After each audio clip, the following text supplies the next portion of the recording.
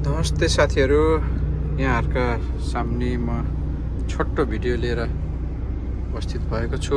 यो चाइनिज फावा भन्ने गाडी हो, हेभी ट्रक हो। यो चाहिँ J6H मोडलको हो। यसको चाहिँ म तपाईहरुलाई के जानकारी गराउँदैछु भने यो मेरो भिडियो त्यति धेरै राम्रो त छैन, तैपनि जानकारीमूलक छ। यसमा चाहिँ एउटा के हुन्छ भने तपाईहरुलाई यो कतिपय साथीहरुलाई यसको चाहिँ आवर मिटर निकाल्न आउँदैन। किलोमिटर त अब यहाँ तल बताइ नै हालेको छ हैन। आवर मिटर निकाल्न आउँदैन भनेदेखि यो भिडियोबाट चाहिँ यसो अलिकति जानकारी पाउनुहुन्छ यहाँहरुले। सर्वप्रथम यो बटम छ यहाँनेरि, यो बटमलाई यसो थिच्नु होला कुटुक्क हैन। यो थिचेपछि त्यहाँ अब के आइराछ भने यो सेकेन्डमा हेर्नु, यसमा यो इन्फर्म इन्क्वायरीमा जानुस् तपाई तल्लोमा है। यतापट्टिको बटममा हात दिउनुस् अनि यसलाई टुक्क बटार्नुस्। एक स्टेप चाहिँ यसरी राइट बटार्नुस् है।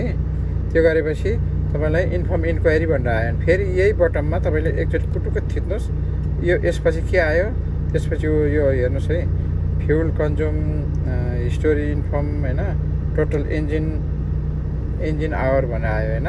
टोटल इन्जिन आवरमा जानुस्, त्यसपछि फेरि यही बटमलाई कुटुक्क थिच्नुस्। ल हेर्नुस्, त्यसपछि यहाँ आएछ टोटल इन्जिन आवर्स रनिङ चाहिँ अहिलेसम्म मेरो यो मैले सुरु गरेदेखि कति भयो भनेर यहाँ देखाउँछ। ल हेर्नुस् 3244.1 आवर चाहिँ मेरो यो रनिङ भएको छ। यो मेरो चाहिँ बुम ट्रक हो, पछाडि बुम ट्रक फिट गरेको छ यसमा।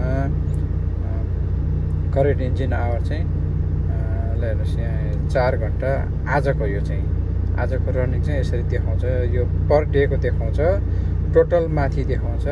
अनि हामीले यो चाहिँ किन आवश्यक छ भने कतिपय ठाउँमा हामीले यो घण्टाको हिसाबले काम गर्दाखेरि पनि यसको काम आउँछ। र हामीले यो इन्जिन सर्भिसिङ PMS सर्भिस गराउँदाखेरि ओइल चेन्ज अथवा सम्पूर्ण सर्भिस गराउँदाखेरि यसको चाहिँ एकदमै काम आउँछ। यो हिसाबले मेकानिकहरूले पनि यो हिसाबले काम गर्नुहुन्छ।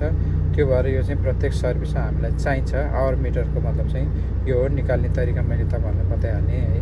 अरू तल किलोमिटरहरू पनि आउँछ। हस्, मेरो भिडियो हेरिदिनु भएकोमा यहाँहरूलाई धन्यवाद। यस्तै जानकारी चाहिन्छ भने कमेन्टमा गर्नु होला, किनकि यो चाइनिज फावा गाडी हो। यसको चाहिँ म हल्का तपाईहरुलाई जानकारी दिन सक्छु। पछि म अर्को भिडियोमा यसको गियरको, यो 12 गियरको गाडी हो, यसको गियरको बारेमा पनि म बताउँछु तपाईहरुलाई। कमेन्टमा यसो लेख्नु होला।